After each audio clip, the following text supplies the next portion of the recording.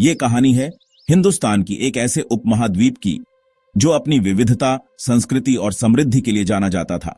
उस दौर की जब इसे सोने की चिड़िया कहा जाता था। इसकी धरती उपजाऊ थी, नदियां जीवनदायिनी थीं और व्यापार फल फूल रहा था। हर तरफ धन और वैभव का बोलबाला था। साल 1608 दिल्ली में मुगल बादशाह जहांगीर का राज्य था। जहांगीर एक कला प्रेमी और न्यायप्रिय शासक के तौर पर जाने जाते थे। उनका दरबार विद्वानों, कलाकारों और कवियों से भरा रहता था। मुगल दरबार की शान और शौकत दूर दूर तक मशहूर थी। इसकी भव्यता और समृद्धि की कहानियां सुनकर दूर देशों से लोग खींचे चले आते थे। इसी दरबार में पहुंचे ईस्ट इंडिया कंपनी के व्यापारी कैप्टन विलियम हॉकिंस, इंग्लैंड के राजा जेम्स प्रथम का खत लेकर। वो एक ऐसे अवसर की तलाश में थे जो उनके देश के व्यापार को नई ऊंचाइयों पर ले जा सके। उन्होंने व्यापार की इजाजत मांगी, कीमती तोहफे दिए, जहांगीर को प्रभावित करने की हर संभव कोशिश की। उन्होंने रेशम, मसाले और अन्य मूल्यवान वस्तुओं के व्यापार में रुचि दिखाई और जहांगीर को यकीन दिलाया कि उनका मकसद सिर्फ व्यापार है और वो मुगल साम्राज्य के लिए किसी भी तरह का खतरा नहीं बनेंगे। उन्होंने शांतिपूर्ण व्यापार संबंधों की स्थापना का वादा किया। जहांगीर ने सूरत में एक छोटी सी फैक्ट्री खोलने की इजाजत दे दी। यह एक छोटा सा कदम था, लेकिन इसके दूरगामी परिणाम होने वाले थे।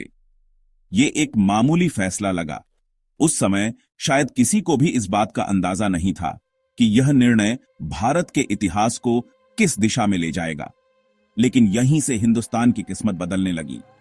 एक नए युग की शुरुआत हुई जिसमें व्यापार और राजनीति के समीकरण पूरी तरह से बदलने वाले थे। कंपनी ने धीरे धीरे अपनी जड़ें जमानी शुरू कर दी और हिंदुस्तान की राजनीति को समझने लगी। उन्होंने स्थानीय शासकों के बीच मतभेदों का फायदा उठाया और अपनी स्थिति मजबूत करने लगे। यही थी उस साजिश की पहली ईंट जिसने आने वाले 200 सालों तक देश को जकड़ लिया।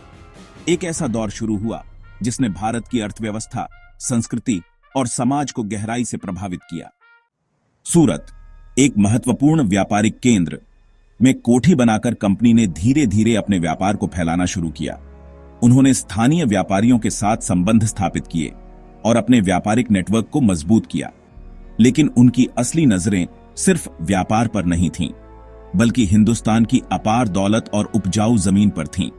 वे भारत को एक ऐसे खजाने के रूप में देखते थे जिसका दोहन किया जा सकता था।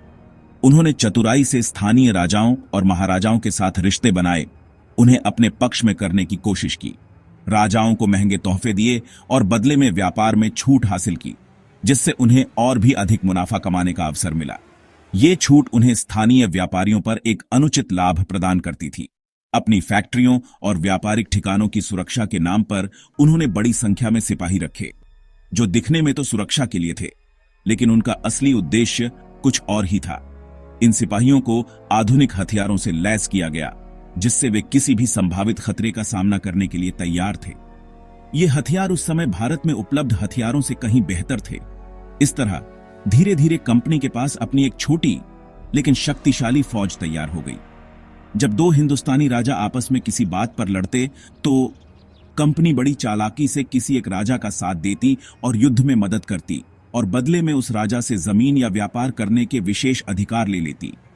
बंगाल में, मद्रास में और बॉम्बे में उन्होंने अपने मजबूत ठिकाने बनाए, किलों का निर्माण किया और धीरे धीरे अपने कानून लागू किए जो भारतीय कानूनों से अलग थे।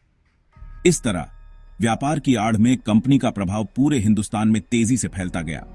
अब वो सिर्फ व्यापारी नहीं रहे थे, बल्कि सत्ता के भूखे ऐसे खिलाड़ी बन चुके थे जिनका एकमात्र लक्ष्य भारत पर अपना नियंत्रण स्थापित करना था। 1707 औरंगजेब की मौत के साथ ही मुगल सल्तनत बिखरने लगी। उसके बेटे पोते तख्त के लिए आपस में लड़ने लगे और सल्तनत छोटे छोटे राज्यों में बंट गई। सूबेदार और नवाब खुद को आजाद घोषित करने लगे। मराठे, सिख, जाट अपनी ताकत बढ़ा रहे थे।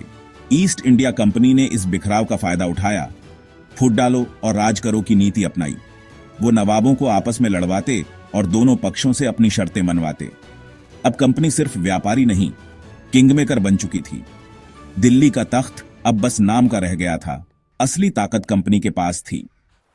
बंगाल, हिंदुस्तान का सबसे अमीर सूबा, कंपनी की नजरों में था। नवाब सिराजुद्दौला कंपनी की बढ़ती ताकत से नाराज था। कंपनी के गवर्नर रॉबर्ट क्लाइव ने सिराज के सेनापति मीर जाफर को नवाब बनाने का लालच दिया। मीर जाफर ने सिराज को धोखा दिया। 23 जून 1757 प्लासी की लड़ाई में सिराज की फौज ने साथ नहीं दिया और सिराज मारा गया। मीर जाफर नवाब बना, लेकिन असली ताकत कंपनी के पास थी। बंगाल का खजाना लूटा गया। यहीं से गुलामी की दास्तां की असली शुरुआत हुई। प्लासी के बाद कंपनी की नजरें दिल्ली पर थीं। 1764 में बक्सर की लड़ाई में कंपनी ने 3 बड़ी ताकतों को हराया। इसके बाद इलाहाबाद की संधि हुई। मुगल बादशाह ने बंगाल, बिहार, उड़ीसा की दीवानी कंपनी को सौंप दी। बदले में बादशाह को सालाना पेंशन मिली और वो इलाहाबाद में नजरबंद हो गया। अब कंपनी कानूनी तौर पर हिंदुस्तान की शासक बन गई थी। किसानों पर भारी टैक्स लगे, कारीगरों का काम छिना और बंगाल कंगाल हो गया। इलाहाबाद की संधि ने लूट को कानूनी शक्ल दे दी। एक व्यापारिक कंपनी अब साम्राज्य बन चुकी थी। इलाहाबाद की संधि के बाद मुगल बादशाह बस एक मोहर बनकर रह गया। कंपनी हर काम बादशाह के नाम पर करती, ताकि जनता को लगे कि हुकूमत अभी भी बादशाह की है। लाल किला अब सुनहरा पिंजरा था जिसमें बादशाह कैद था। असली ताकत कंपनी के पास थी। वो तय करती थी कि बादशाह किससे मिलेगा, क्या करेगा। बादशाह की हुकूमत सिर्फ किले तक सीमित थी। देश के फैसले लंदन में होते थे। धीरे धीरे बादशाह की इज्जत भी छीन ली गई। सिक्कों पर से नाम हटा, पेंशन बंद हुई। अब कंपनी को किसी नकाब की जरूरत नहीं थी। वो खुलकर हुकूमत करने को तैयार थी। 1857 एक ऐसा साल जिसने भारत के इतिहास को हमेशा के लिए बदल दिया। यह वर्ष भारतीय स्वतंत्रता संग्राम के इतिहास में एक महत्वपूर्ण मोड़ था, जिसने ब्रिटिश शासन के खिलाफ एक मजबूत प्रतिरोध की नींव रखी। दिल्ली के लाल किले में उस समय आखिरी मुगल बादशाह बहादुर शाह जफर का शासन था। वे एक ऐसे साम्राज्य के प्रतीक थे जो धीरे धीरे ढह रहा था, लेकिन फिर भी लोगों के दिलों में उनकी प्रतिष्ठा कायम थी। जफर एक बूढ़ा कमजोर शायर अपनी शायरी और कला के लिए जाने जाते थे। उनकी कविताएं देशभक्ति और दर्द से भरी होती थीं, जो उस समय के माहौल को दर्शाती थीं। 1857 में मेरठ में सिपाहियों ने बगावत की। यह बगावत एक चिंगारी की तरह फैली, जिसने पूरे उत्तर भारत को अपनी चपेट में ले लिया। सिपाहियों का गुस्सा ब्रिटिश शासन के खिलाफ था, जो उनकी धार्मिक और सामाजिक भावनाओं को ठेस पहुंचा रहा था। मेरठ से सिपाही दिल्ली पहुंचे और उन्होंने जफर को शहंशाह-ए-हिंद घोषित किया। यह एक साहसिक कदम था, जिसने जफर को अनिच्छा से ही सही इस विद्रोह का नेता बना दिया। जफर ने हिचकिचाते हुए अपनी उम्र और कमजोरी के बावजूद बगावत का नेतृत्व स्वीकार किया। उन्होंने महसूस किया कि यह उनके साम्राज्य और उनके लोगों के लिए अंतिम मौका है, और देखते ही देखते यह विद्रोह पूरे उत्तर भारत में फैल गया। लखनऊ, कानपुर, झांसी जैसे शहरों में भी बगावत की आग भड़क उठी, लेकिन यह विद्रोह बिखरा हुआ था और कंपनी ने इसे बेरहमी से कुचल दिया। ब्रिटिश सेना ने विद्रोहियों पर अत्याचार किए और उन्हें कड़ी सजा दी। दिल्ली पर दोबारा कब्जा हुआ और जफर को गिरफ्तार कर लिया गया। यह मुगल साम्राज्य के अंत की शुरुआत थी। जफर के बेटों को मार दिया गया, जिससे मुगल परिवार का अंत हो गया। यह एक दर्दनाक घटना थी जिसने पूरे देश को हिलाकर रख दिया। जफर को रंगून भेजा गया, जहां उन्होंने गुमनामी में अपनी अंतिम सांस ली। उनकी मौत के साथ ही मुगल साम्राज्य का भी अंत हो गया। इस तरह 1857 के साथ मुगल सल्तनत का अंत हुआ, एक ऐसे साम्राज्य का अंत जो सदियों तक भारत पर राज करता रहा।